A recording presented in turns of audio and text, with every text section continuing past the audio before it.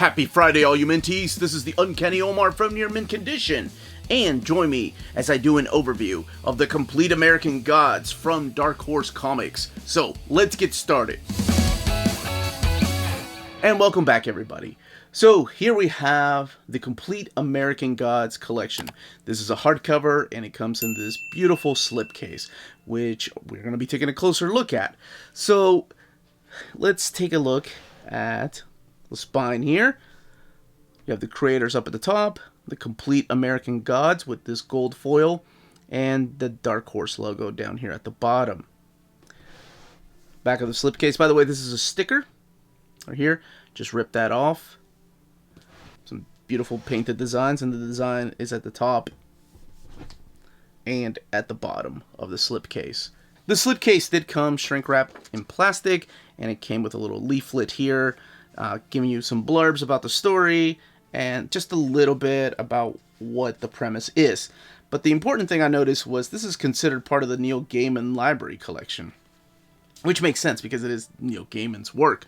However, I don't think it's going to be collected in a library edition because this is the Complete American Gods. Everything, all the graphic novels that were adapted from the novel are collected in this format. Now, let's get it out of the slipcase.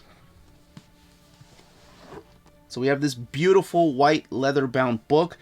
This reminds me of a coffee table Bible that my aunt used to have in the exact same color scheme. The leather-bound and the gold foil pages. This might be one of my favorite presentations this year. At the end of the year, I always talk about my favorite collected editions that have come out. And that's a little bit different than my favorite reads of 2020 in graphic novel format. But this is definitely going to be on there. It's a beautiful presentation. The words, all the font, the symbol here, all of that is gold foil. All of this is gold foil, which I showed earlier. And then, of course, the white back. Now, as far as the size of the book, this is compared to the size of a trade paperback, which is, of course, the dimensions of a comic book, compared to the size of an omnibus. So the omnibus, of course, being taller and longer than your standard size comics.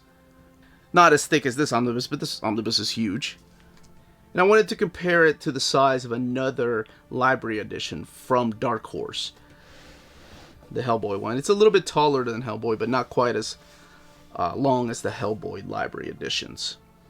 So, let's get this book open, talk about the story, and show off this artwork. So let's get this gorgeous book opened. So you have some gold bookend pages, this tree right there that I'm sure a lot of people recognize, but if you're not familiar with, that is a little bit of a spoiler. And then you have American Gods right there, the credits, of course, Neil Gaiman, P. Craig Russell, and Scott Hampton doing most of the work. And P. Craig Russell not only does the layouts, but does some of the artwork in here for the flashback of the gods. But you also have the works in here of David Mack, Walter Simonson, Colleen Doran, Glenn Fabry doing a lot of the covers. Actually, I think he does all the covers, as well as Mark Buckingham. And, I didn't show this, but the back here, I don't know if you can tell, has a map of the United States. So here's a beautiful Glenn Fabry cover, and this is where we kick it off with shadows. So this book does Uncanny Omar Talk Pretty One Day. It does contain the American Gods Shadows issues 1 through 9, which is the first set of miniseries that was adapted into a graphic novel, a trade paperback. Then it collects the second series, which is called My Ainsel, and that collects all 9 issues of that, and the third series that wrapped up the entire book, and that is The Moment of the Storm. So all of that is collected in here, all 9 issues of each of these miniseries. So the premise of the story is simple. You have this man right here named Shadow Moon, and Shadow is in prison. He's been in prison for 3 years. He's about to get out. The week he's about to get out, he's talking to his wife. She's excited to have him back home, and he is called into the warden's office, and warden's just like, hey, you're free to go earlier. And he wonders why. Well, sadly, it's because his wife died in a car accident. And the guy that he was supposed to be working for, his best friend, Robbie, he also got killed in the same car accident. So when he gets out, he has nowhere to go. He still has the plane ticket that his lady bought him or actually she gave him a code because she used to work there, but hey, that's getting too detailed information there. And he ends up running across this man called Wednesday, Mr. Wednesday, who is flying on the same plane as he is flying out of. Let's fast forward a little bit here to where we get to the plane. This is where the creature comes from, warning Shadow of a storm that's coming. What kind of storm, though? So this is Mr. Wednesday. Mr. Wednesday says, hey, you're a little bit late. And, of course, Shadow doesn't know what he's talking about. And somehow, Mr. Wednesday's able to just follow him, and he ends up working for this guy right here. Doesn't really trust him. He thinks he's kind of sleazy, but he ends up becoming sort of his bodyguard, his protector. And because he has no job, he's like, he's been in prison all these years. Here's some beautiful P. Craig Russell art that, like I said, a little bit of the flashbacks, a little bit of the side stories are done by different artists, and I can't show this one because this is has a lot of mature content. But that's one thing I forgot to say, is that the book is definitely mature content, has a lot of sexual content in here, a lot of grotesque violence in here. So Mr. Wednesday gives some little missions to go on, such as like getting money out of a bank. They're going to steal money, and they're all leading up to this big meeting. They're all heading to this big meeting that Mr. Wednesday's put together with a bunch of different people, obscure people, and it's kind of a road trip. That's what this is. This is the road trip story. So Wednesday and Shadow go on a road trip across America and start meeting all these different people. Now, of course, the main thing that's happening in the background is that it's the old gods, it's the forgotten gods that are starting to come together to kind of pledge a war on the new gods. And this is all in America. The new gods, just like technology and social media, have kind of taken over. And the old gods are losing their power because people are forgetting about them. This, I can finally now say, is my favorite Neil Gaiman story. The book, the novel. So I must have read this a few times. I read it back in 2001 when it originally came out. I heard the audiobook a few years ago when I was at a work conference. And I love this story. This story is so awesome. My friend Kristen went on a road trip, the American Gods road trip. Oh my gosh, that must have been almost 20 years ago, right after she read the book. Her and her sister went on this road trip. So it means a lot, not just to me, but to a lot of people. There's some Walterson Simonson artwork talking about these Vikings that came to America, ran across some Native Americans, but it means a lot to a lot of people. So the adaptation, I have high expectations. I'm not the biggest fan of comic book adaptations of novels, really. There are some exceptions, like the Stephen King Dark Tower saga. It's mainly because Peter David and Jay Lee were attached to that. Or The Stand, or The Wizard of Oz, those kind of stories. But with something like this, it's really hard to adapt those words that Neil Gaiman puts on paper to me. Even some of the library editions, the Neil Gaiman library editions that have a lot of his stories that are adapted in the comics, even those are a little hard to follow because, as you all know, a prose novel is a lot different than a graphic novel. A graphic novel, of course, relies heavily on the sequential art, and whether the story artist can make this story come to life while still being able to carry the dialogue and the inner thoughts of these people.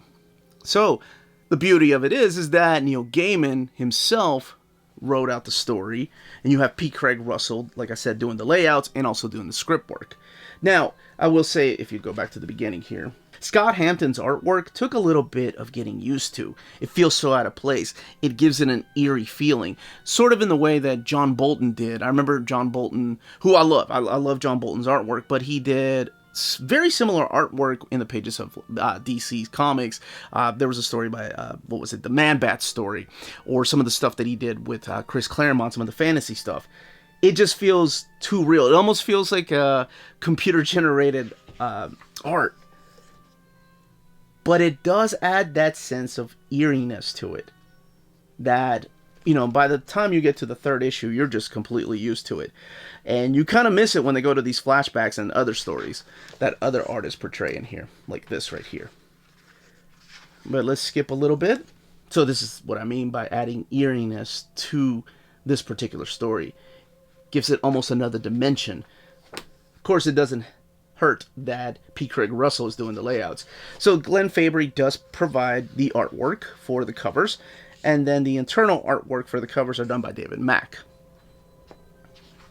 So throughout this road trip, Wednesday and Shadow meet different people. And there's all kinds of twists. You'll get to see old gods, gods you may have to do research on that you've never heard of, gods that you're familiar with. The stories you're familiar with may have a different twist to them. But that's what I was going to say. I love the twist to the story. I love the behind the scenes, who's playing the strings here. It's my favorite Neil Gaiman story. And to adapt it into a comic book, I thought they did a phenomenal job. This is a book I actually stayed up as soon as I got it to read it. It is very dialogue heavy, I will say that. It is like reading a novel because there are straight up lines of dialogue. I don't know why I keep going back here. From the novel. Oh, I love this story. This is such a beautiful story right here. Sad and messed up, and it adds layers, right? It's kind of like Watchmen. It's like reading Watchmen for the first time. All these little backstories don't make any sense at first, like the pirate story or all those little... there's a butt shot. I think we're okay with that. Or all those little side stories that's going on with the kid reading the comic and Watchmen. All of it will make sense when everything is fleshed out and you get to find out exactly what's going on and who the actual players are. All right, let's get to the back here and skip around because even the character sketches have some spoilers on them, like revealing who the actual characters are. But here's, for example, Walter Simonson's little thumbnail sketches before actually drawing the pages. This is the kind of behind-the-scenes stuff that I love looking at. Just the process of the artwork. The book has 712 pages, by the way, and retails for $124.99. Let's look at some of this finished artwork. Making sure nothing is spoiled for anybody that hasn't read it. Okay, and this is the sketchbook to my aim. So it looks like what they did is taken those 3 graphic novels and separated the extras in the back, putting them together. Okay. Now, if you've been watching the TV show, which I'll be honest, I stopped, this is a lot different than that. This is based on the novel, not the TV show. This came out before the TV show did. So the comic book adaptation, graphic novel adaptation rather, came out before the TV show did. So if you're expecting the kind of stuff that you're seeing in the show, yeah, you're going to be disappointed. I had to come back to this because this is Scott Hampton's, like, it's almost like a character study here, drawing different bodies. And then we have some variant covers. Is that Matt Sweeney? Yeah, that was Scotty Young. And yes, they do give credit to the artist down here. I don't think the covers really spoil anything. It's beautiful. Now, I did try to keep it as vague as possible, explaining a little bit of what the story is about. But really, there's a lot more in here than what I just mentioned. Here's David Mack's other works, like Kabuki and the Fight Club. And then, of course, more titles from the Neil Gaiman library. Wish they would make this into a actual library-sized book like these. Yeah, if you've never read this, you are in for a treat. If you don't have to have read the novel to enjoy this. If you're just a fan of graphic novel formats, this is completely fine. I think they do an amazing job of just adapting that novel. There are a couple of things that are left out, but I think the artwork and some of these little backup stories do make up for it. Ollie's is not just a family restaurant. It's also a place, a magical, dirty, disorganized place to find graphic novels. Alright, let's take a look at this binding. Oh, wait, before we talk about the binding, I didn't even mention this beautiful ribbon that they give you. Look at that. That is gorgeous. In this old writing that is important in the story. Now, the paper quality, it's a thick, glossy paper. And look at that eye. 712 pages. The gold foil on those pages. Beautiful. But that's it. That, as they say, is that. I gotta get this ribbon in there now. If you're interested in purchasing this book, check out our sponsor, cheapgraphicnovels.com, your online home for brand new graphic novels and collected editions up to 50% off cover price. They pride themselves on packaging your books so they arrive safely in an excellent condition, as well as prompt and helpful service. Check out the bargain deals for up to 90% off cover price. CGN is excited to announce that they are now taking pre-orders. They're making it easier for you to ensure that you don't miss out on the hottest releases. CGN is currently running a special promotion for you Minties. If you're a first-time customer, let them know that you were referred by Near Mint Condition at the checkout, and you'll receive a credit for free shipping on your next order. This promotion is valid for U.S. customers only. Cheap Graphic Novels, your source for the hottest books with the kind of deep discount and quality shipping and customer service that will keep you coming back for more. And that was the content, the page count, and build of this slipcase edition. Let me know in the comments down below what your favorite Neil Gaiman book is, or if you're more of a fan of his comics like Sandman, and what you thought of the American Gods comic adaptation. And let me know if you've never read the graphic novel, you've only read the book, or you've checked out the show. I will say that, again, the comic is a little bit different than the show. This was the Uncanny Omar. Thank you all so much for watching. Don't forget to hit that like button, subscribe if you haven't subscribed yet, ring that bell for notifications to let you know when our videos are going live. We are on Spreadshop and on Patreon. Amazing ways to support the channel if you can do so. And more importantly, everyone, stay healthy, stay safe out there, and much love.